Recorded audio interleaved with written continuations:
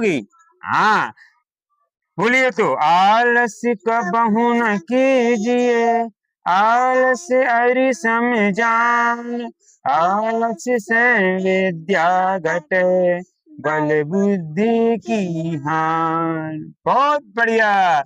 हमारी गुड़िया को छोटे छोटे दोहे भी आते हैं और उसमें ज्ञान भरा पड़ा है। इस ज्ञान का हमें अनुकरण करना होता है, पालन करना होता है। ऐसा नहीं कि हम ज्ञान तो जानते हैं लेकिन उसका पालन नहीं करते हैं, तो वो ज्ञान किसी काम का नहीं होता है ना।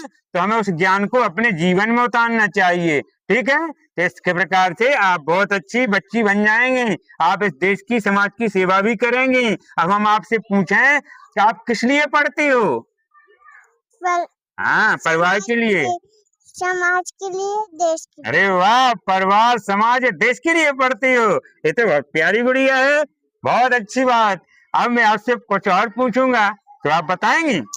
अरे वाह, आप परिवार समाज की सेवा अच्छे मन से करोगी तो आप बहुत अच्छा पढ़ोगी भी। ठीक करना, बहुत प्यारी गुड़िया है। अपने हम जिस देश में रहते हैं उस पर हमें गर्व होना चाहिए।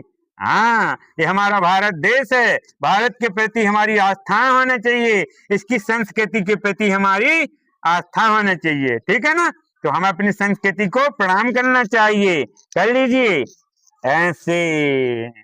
बहुत अच्छा। अब आपसे हम कुछ पढ़ाई पूछेंगे तो बताओगी? वेलकम। सुनाइए ABCD।